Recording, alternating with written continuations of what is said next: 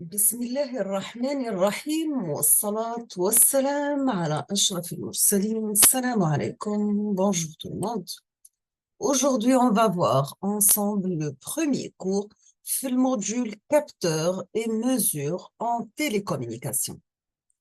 On va commencer aujourd'hui par chapitre numéro 1 et on va commencer par les caractéristiques d'un système de mesure. Vous avez toujours on commence toujours par une petite introduction. Nous avons que dans les systèmes techniques, de nombreuses grandeurs physiques. Exemple, vous avez par exemple la température, la pression, l'intensité lumineuse, la position, déplacement, etc. sont à mesurer et à prendre. Donc, on va prendre des valeurs, soit de la température ou bien de la pression, déplacement, etc. Dans ce cas, il a fallu développer des organes techniques permettant de faire l'acquisition de ces grandeurs physiques, sachant que la transformation et la transmission d'informations exploitables aux unités de traitement. Bien sûr, cet organe technique est défini par, tout simplement, un système de mesure, ou bien on peut appeler ça aussi une chaîne de mesure, ou bien un système métrologique. Quel est le schéma d'un système de mesure? Nous avons toujours à l'entrée une mesure, ce qu'on appelle une mesurande, ou bien c'est une grandeur à mesurer qui doit être passée à travers un module de capteur. On appelle ça une zone sensible aux variations.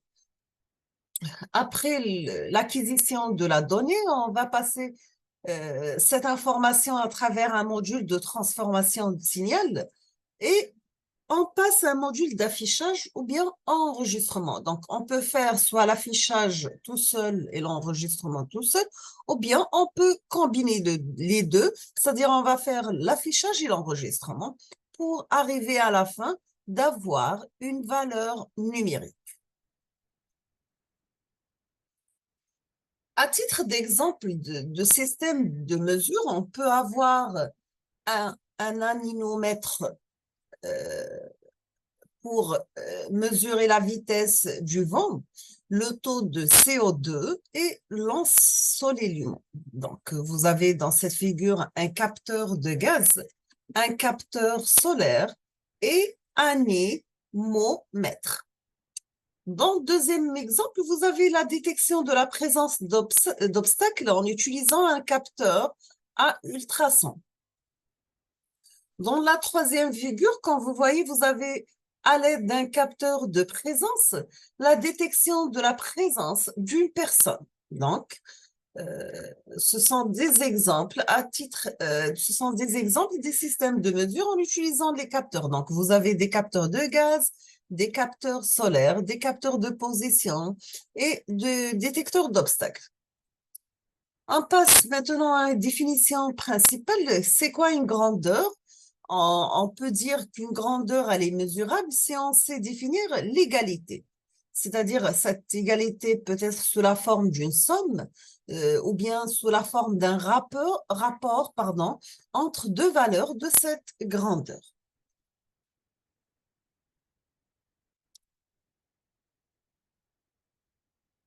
Si on prend à titre d'exemple la température est exprimée en Kelvin, qui est une grandeur mesurable, bien sûr, qui correspond à un niveau d'énergie.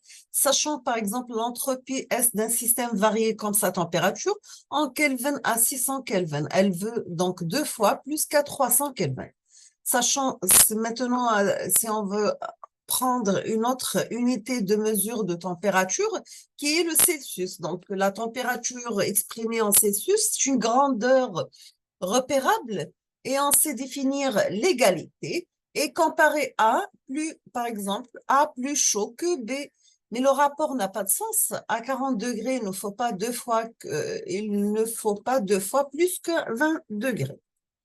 Quels sont les types de grandeurs mesurables? Soit des grandeurs scalaires sous forme de nombre qui peut être une valeur plus l'unité. À titre d'exemple, vous avez la longueur, calcul de surface, calcul de volume, calcul de masse, calcul durée, travail, énergie, puissance, etc. ou bien des grandeurs vectorielles. Les grandeurs vectorielles, vous avez toujours un nombre qui est toujours la valeur, plus l'unité, plus direction, plus un sens selon des composantes X ou bien des composantes Y, plus l'unité. À titre d'exemple des grandeurs vectorielles, vous trouvez la position, la vitesse, la quantité de mouvement, le poids et la force. Dans cette figure, vous voyez bien les 7 unités de base. Donc, vous avez le mètre, kilogramme, seconde, ampère, Kelvin, mol et candela. On peut trouver aussi des unités dérivées. À titre d'exemple, vous avez le radian, Newton, joule, watt, hertz, coulomb, volt et ohm.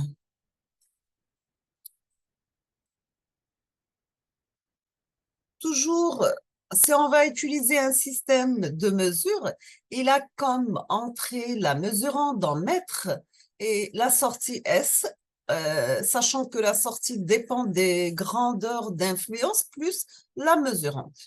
Donc, ça, c'est un schéma d'un système de mesure à la présence d'influence ou d'autres paramètres. À titre d'exemple, traitement de signal, vous avez le bruit, qui est une grandeur secondaire superposée à notre signal initial. Quelle est la définition de la mesurande? Donc, c'est la grandeur physique d'entrée du système de mesure ou la grandeur directe ou intermédiaire qu'on cherche à mesurer. Concernant la grandeur de sortie dans notre système de mesure, elle est généralement de type électrique.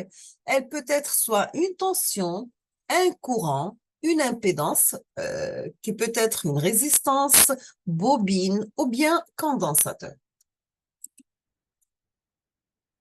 Dans cette figure, vous voyez bien les différents types de signaux. Donc, un signal peut être sous la forme analogique. Donc, on peut trouver soit domaine continu ou bien temporel ou bien fréquentiel. Donc, fil continu, par exemple, détection de niveau, temporel, la forme d'un signal, fréquentiel, ça dépend de la fréquence. Ou bien un signal numérique qui peut être tout ou rien.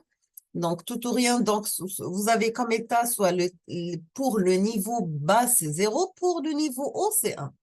Un train d'impulsion en fonction de la fréquence et l'échantillonnage pour, par exemple, détection de niveau.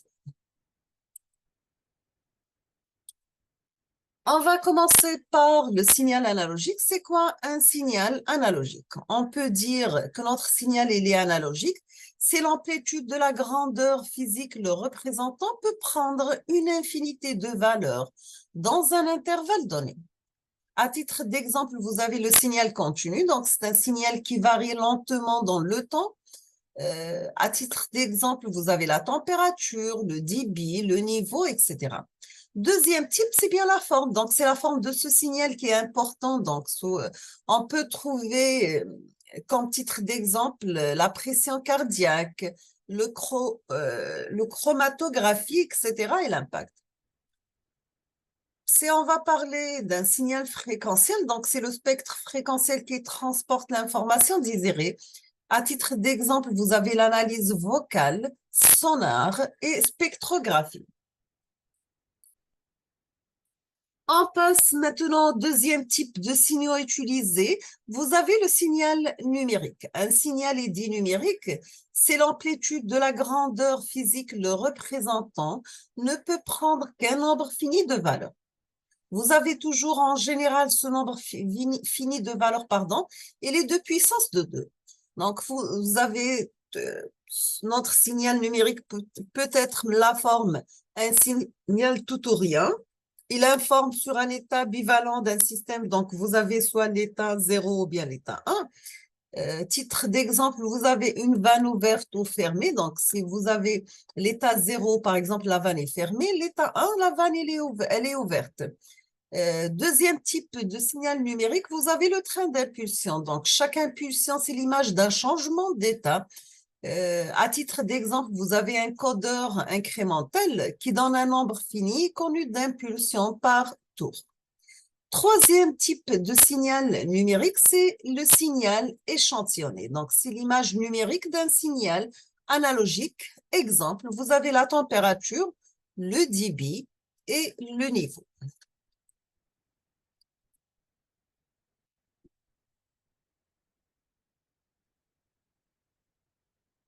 On va s'arrêter ici aujourd'hui. On termine la suite dans la prochaine séance, Inch'Allah. Donc, je vous remercie infiniment pour votre attention. Comme toujours, n'hésitez pas si vous avez des questions et à la prochaine vidéo, Inch'Allah. Merci beaucoup.